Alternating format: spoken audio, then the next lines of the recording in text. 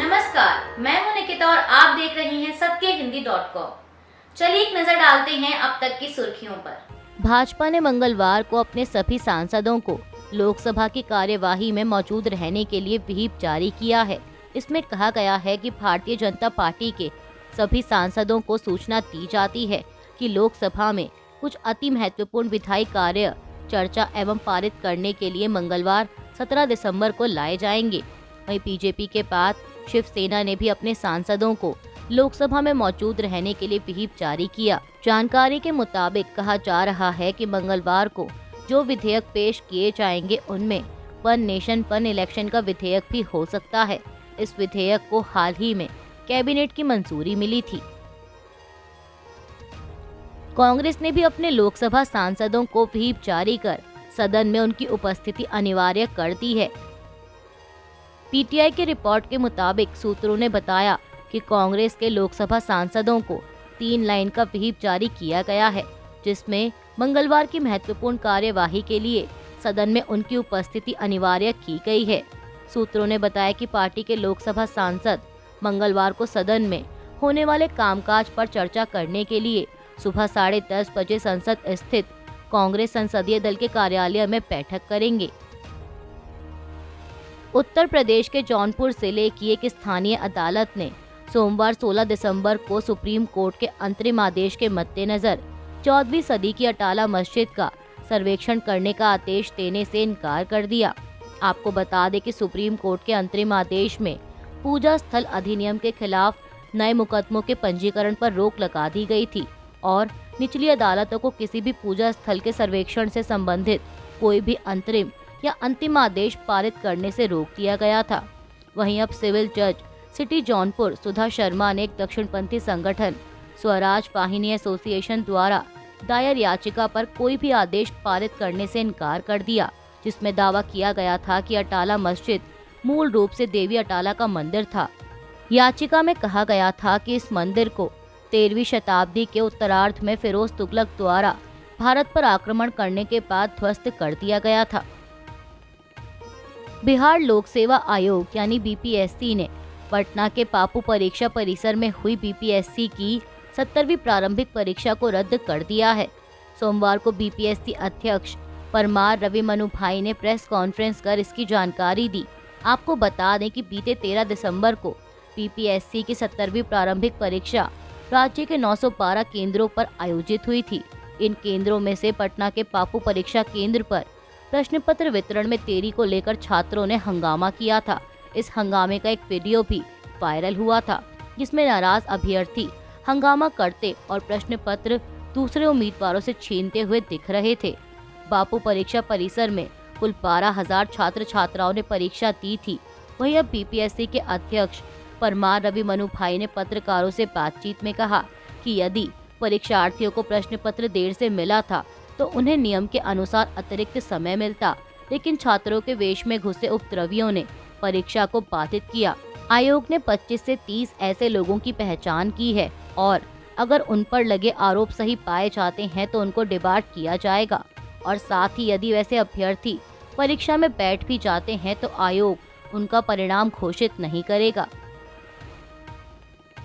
श्रीलंका के राष्ट्रपति अनुरा कुमार दिसानायके ने सोमवार को प्रधानमंत्री मोदी को स्पष्ट रूप से बताया कि द्वीप राष्ट्र अपनी भूमि का इस्तेमाल भारत के सुरक्षा हितों के खिलाफ नहीं होने देगा।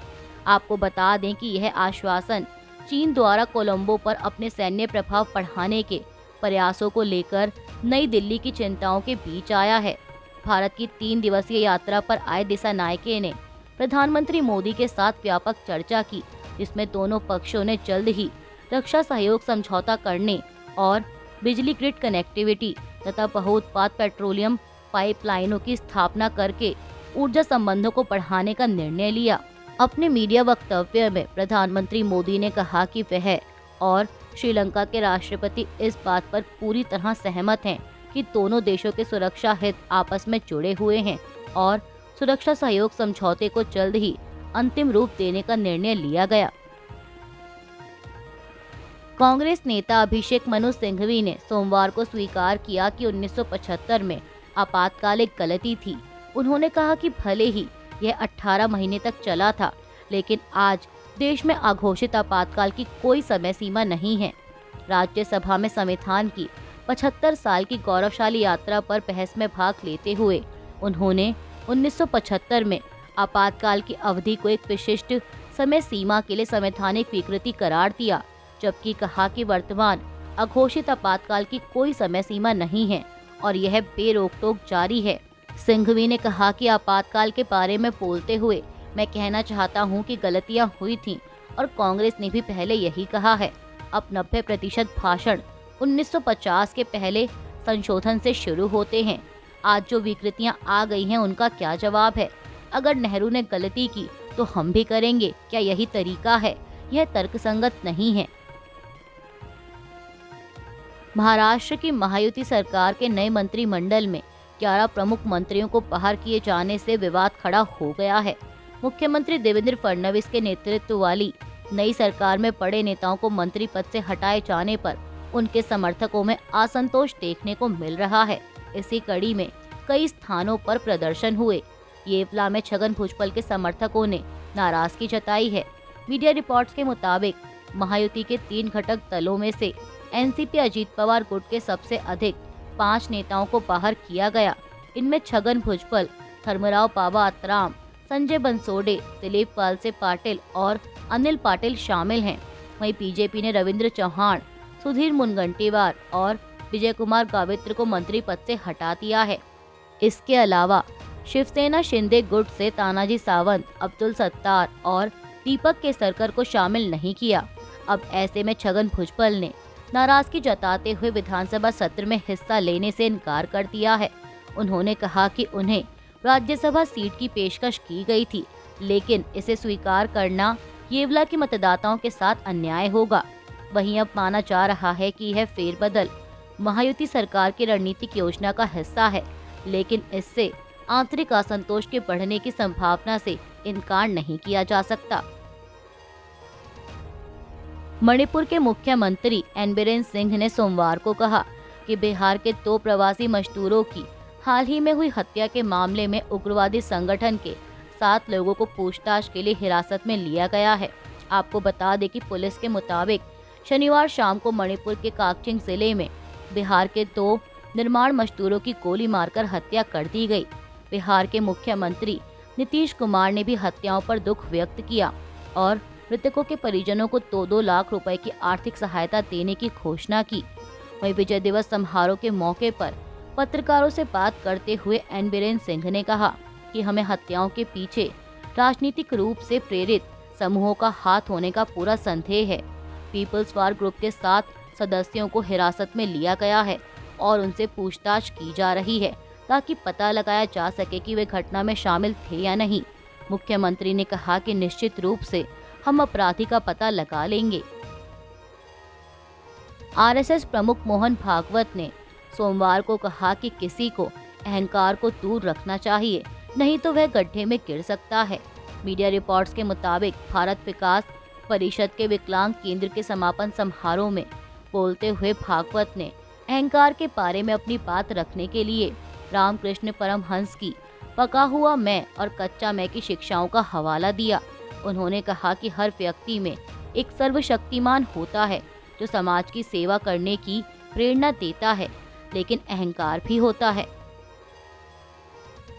बिहार सरकार के राज्य निवेश संवर्धन बोर्ड ने करीब 30,000 करोड़ रुपए के निवेश प्रस्तावों को मंजूरी दे दी है। इसमें करीब 29,000 करोड़ रुपए के प्रस्तावों के लिए सैद्धांतिक मंजूरी चरण 1 और 35 प्रस्तावों को अंतिम वित्तीय मंजूरी शामिल है, जिनका कुल अमाउंट करीब 600 करोड़ रुपए है।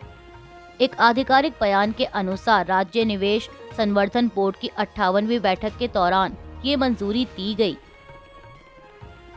सरकार ने सोमवार को संसद को सूचित किया कि मैथिली और मगधी को शास्त्रीय भाषा घोषित करने का कोई प्रस्ताव फिलहाल विचाराधीन नहीं है। केंद्रीय संस्कृति मंत्री गजेंद्र सिंह शेखावत ने लोकसभा में एक प्रश्न के लिखित उत्तर में यह बात कही।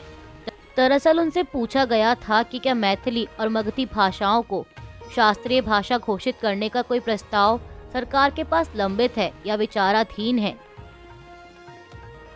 कनाडा की वित्त मंत्री क्रिस्टिया फ्रीलैंड ने अपने पद से इस्तीफा दे दिया है। उन्होंने सोमवार को प्रधानमंत्री जस्टिन ट्रूडो को लिखे एक पत्र में अपने इस्तीफे की घोषणा की, जिसे उन्होंने सोशल मीडिया प्लेटफॉर्म एक्स पर भी शेयर किया। इस पत्र में उन्होंने लिखा है, प्रिय प्रधानमंत्री, सरकार में सेवा करना, कनाडा और कनाडा के लोगों के लिए काम करना मेरे जीवन का सम्मान रहा है। हमने साथ मिलकर बहुत कुछ हासिल किया। शुक्रवार को आपने मुझसे कहा कि आप अब मुझे अपना वित्त मंत्री नहीं बनाना चाहते हैं और आपने मुझे कैबिनेट में दूसरा पद देने की पेशकश की। काफी विचार करने के बाद मैं इस नतीजे पर पहुंची हूं कि मेरे लिए कैबिनेट से इस्तीफा देना ही एकमात्र ईमानदारी भरा कदम है। साथ ही उन्होंने ये भी लिखा कि पिछले कुछ हफ्तों से आपके और मेरे बीच में कनाडा के भविष्य को लेकर असहमति बनी हुई है। आज हमारा देश एक गंभीर चुनौती का सामना कर रहा है। अमेरिका में आने वाला प्रशासन आक्रामक आर्थिक राष्ट्रवाद की नीति अपना रहा है। साथ ही उन्होंने ये भी लिखा कि पिछले कुछ हफ्तों से आपके और मेरे बीच में कनाडा के भविष्य को लेकर असहमति बनी हुई है। आज हमारा देश एक गंभीर चुनौती का सामना कर रहा है। अमेरिका में आने वाला प्रशासन आक्रामक आर्थिक राष्ट्रवाद की नीति अपना रहा है, जिसमें 25% टैरिफ की धमकी भी शामिल है। हमें उस खतरे को बेहद गंभीरता से लेने की जरूरत है। अमेरिका के मेडिसन में एक स्कूल में हुई गोलीबारी में 2 लोगों की मौत हो गई है। इस हमले में 4 अन्य लोग घायल भी हुए हैं। यह घटना सोमवार की है। पुलिस ने बताया कि जब वो स्कूल पहुंचे तो हमलावर की भी मौत हो चुकी थी। पुलिस ने किसी पीड़ित या हमलावर के बारे में कोई जानकारी नहीं दी है। पुलिस को इस गोलीबारी के मकसद के बारे में फिलहाल पता नहीं चला है। वहीं CBS न्यूज और अन्य मीडिया रिपोर्ट्स में हमलावर को एक महिला बताया जा रहा है। मेडिसन के पुलिस प्रमुख शॉन बर्नेस ने बताया कि अधिकारियों को घटनास्थल से एक हैंडगन मिली है। अभी के लिए बस इतना ही। बाकी की खबरों के लिए जुड़े रहिए सत्यहिंदी.com के साथ।